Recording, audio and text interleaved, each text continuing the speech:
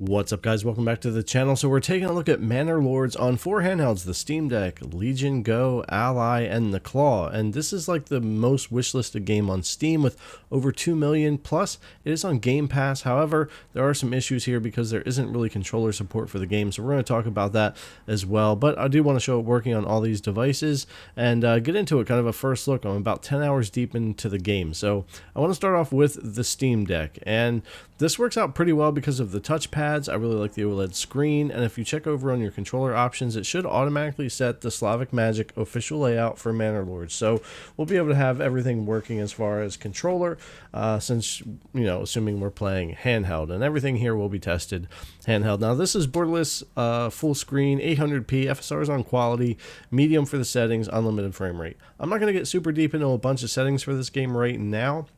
Pretty much we'll go with medium settings and check out all these devices. I just wanted to get in and take a look at the performance for all of them and show the controls working, even though there's no real controller support for the game. But because of Steam, we're able to really pull this off on all of the handhelds, and it's running really well. And here on the Steam Deck, even with these medium settings and the 800p with some FSR, it's working really well. Now performance will of course vary depending on what region we're in, what we're playing, and I haven't gotten far enough even at 10 hours to get into any real army battles or the ability to show you guys anything where maybe there's like dozens and dozens of people on screen with combat and stuff like that. But I do have a couple of villages built up. I have put about 10 hours or so in on all the devices and have gotten to play with all of them. And the great thing here, of course, is this touchpad on the Steam Deck, which we'll see on the Legion Go as well, but it just makes it a lot easier when you're kind of scrolling around here with the left stick to just use the touchpad to click around. Really precise and easy. You guys know how nice the touchpad is on the Steam Deck and how handy that is, especially in a game like this. You can use the right stick, and that works on the other handhelds. We'll take a look at that,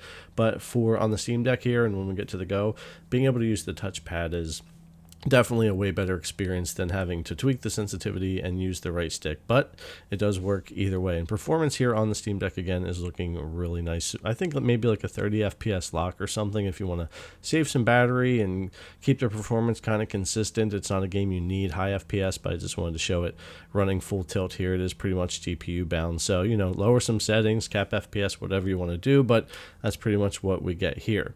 Now you also have this cool third-person view you can go into. Now remember, this game's early access. There are some weird janky things. We do lose frame rate from time to time and it recovers. There's just little things, but it's pretty impressive and it looks really good. And I like the different modes. I like being able to run around the village, and I really like the amount of just zoom in and out level there is. I mean, all the way to ground level and then all the way out to all the regions.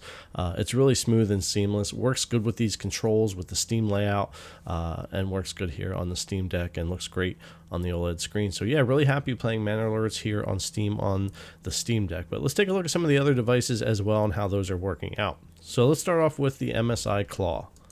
So in Steam, we'll click the controller here and you'll see Enable Steam Input. So you click that and it should automatically put that same layout we were just using on Steam Deck. And of course you can adjust this and tweak this to your liking and the sensitivity. And if you go into recommended, you'll actually see the official one in there as well if it's not automatically popping up for you. And then you can hit X to apply that. And then again, adjust your sensitivity the way you want and that type of thing. It's super sensitive on the right stick on these. So just depending on how you want this to work in this game, adjust that to your liking. But yeah, you'll be good to go with controller here, even without controller support in the game on the Claw here, just like we'll see on some of the other devices as well. So sticking with the medium settings here and 1080p, and also we'll go XeSS since that's native to the Claw at balanced. Yeah, performance is pretty decent. I kind of expected some stutters and some oddness with the MSI Claw. Any of you guys that have been watching videos on this, I love the design and the feel of this device. There's a lot I do like about it, but performance in gaming has really been hit or miss, and they have made a lot of improvements. I'm running on all the newest drivers. I'm running on the newest driver from ARC right now that came out today at making this video for Manor Lords.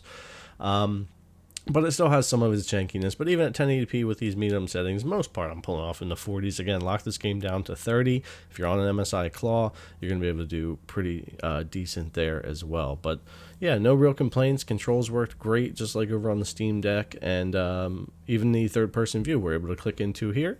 And it kind of takes a minute. On the MSI Claw, it definitely had its janky moments, but once I was in, it wasn't too bad. And again, it's not just the Claw. The game is also early access with need of some optimization and fixes and stuff as well, but working pretty well here considering its launch and its popularity on Steam. Now, if we go into 720p though, you'll see we get, of course, much better performance, and I prefer this closer to the 800p of the Steam Deck. I think all the devices should be either 720p or 800p, depending on your device. It just runs a lot better, and I'd rather have the higher medium settings if I want a higher frame rate and go down in my resolution. And even in that third person view here, it winds up recovering and running really well. So I just think that's better than lowering more graphic settings. But again, this is just a first quick look at all these devices running this game and how the controls are working. Left button zoom out, right button zoom in, scroll, pivot around on the screen with the Y button, all that kind of stuff. So yeah, it works out really well here for the Claw in the game as well. Now let's move over and take a look at the ROG Ally. So we're just going to stick with 20 watts here. Again, click on the controller, have your Steam input enabled, have the official layout, adjust that to your liking, just like we were looking at on the other devices, and your controls and everything are going to work here on the ROG Ally for Manor Lords. And then similar here, I'm on full screen here, 1080p, FSR, unlimited, FSRs on quality, and medium. Again, I'm not going to jump around to a bunch of settings, this being a first look. I highly anticipate playing a lot more of this game, getting deeper into it, and being able to cover it more, especially once it get some updates. But I've been having so much fun with it, I really wanted to cover it and get something out showing it running on all these devices that I enjoy so much here. But anyways, yeah, left button zoom out, right button zoom in, Y button to rotate the screen, move around with the left stick, and we can move the cursor with the right stick. We don't have a touchpad, unfortunately, just like the Claw and the Ally here, but the right stick works. You can adjust the sensitivity and get that kind of working how you want. Not great at 1080p for performance, but again, if you're looking for a 30 FPS experience or so, at 20 watts, this is pretty good. You could probably lower wattage a little bit.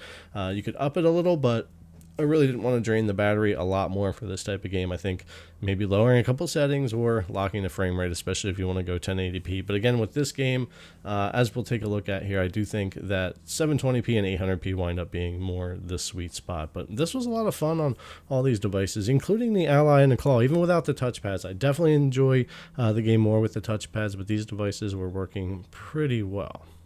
Now, real quick, I do want to show another village that I have here. It's kind of a messy one I had at first, but it runs a little worse. This whole region is a little bit just lower FPS in general. It's a whole different area and a different scenario. This one can have combat and all of that, and it's one of the ones that I'll eventually test later when I get a lot more population. I start taking over zones, but yeah, it runs a little bit more rough, but I just figured I'd show it really quick here. So just as an example, depending on where you're at, it's going to depend kind of how things want to run. Now there's frame generation on the Ally now officially if you're updated on the newest driver, but it didn't feel that great in this game, and it kept kind of kicking on and off no matter what I would do. So it's there. I'll test it more another time down the road. It's an option for you to try out, but I think the game feels better without it. And going to 720p here, which felt super smooth, gave me a little bit more frame rate. Not that we need a lot of it in this game, but it looks great here on the screen this way. I don't prefer a 30 cap, but I definitely get capping to 30 for a lot of reasons here for this game. But yeah, running really well here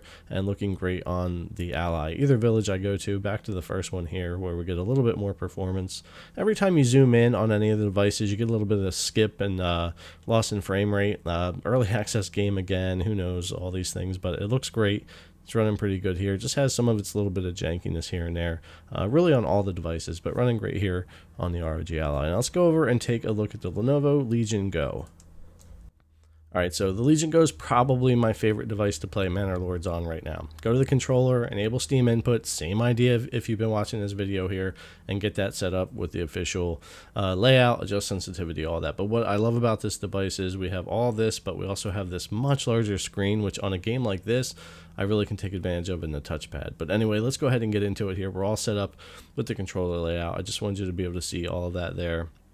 We'll get launched into the game and we'll take a look. Now, as far as settings, FSR balance, because I'm starting off at 1200p, and then medium here. We had FSR quality when we were on the Ally, but this ran very similar to what the Ally was doing, but 1200p is a little tougher. We got the balanced here, and it ran kind of how I would expect it to run. Again, probably good if I'm going to run 1200p to just lock this to 30 FPS rather than trying to lower settings, but honestly, I prefer running this at 800p, which we're going to take a look at as well. But of course, I wanted to see what this performance was like, but this larger screen for this game just really I really enjoy playing it on here, and also not just using the right stick, but we also have that ability with the touchpad on the go and that larger screen to really be able to pinpoint accuracy, enjoy the game like we do over on the Steam Deck. But yeah, over here 800p, super smooth, much better frame rate of course, and this feels great on here. Again, this is the way I would prefer to play rather than lowering more settings or anything like that. Still looking really nice.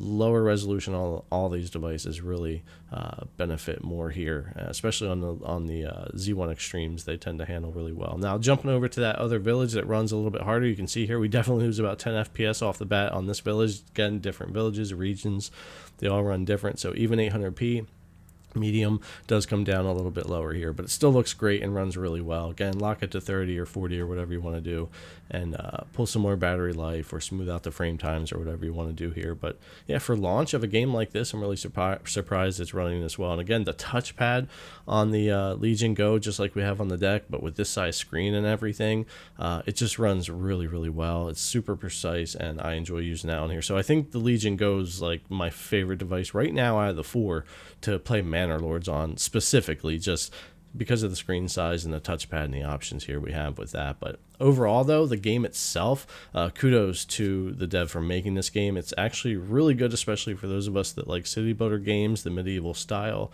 and the more time I put into it and understand all the mechanics, it's a well put together game that I'm really enjoying and look forward to testing more in the future. All right guys, thanks a lot for coming to check out the video. As always, I really appreciate it, and I'll see you in the next one.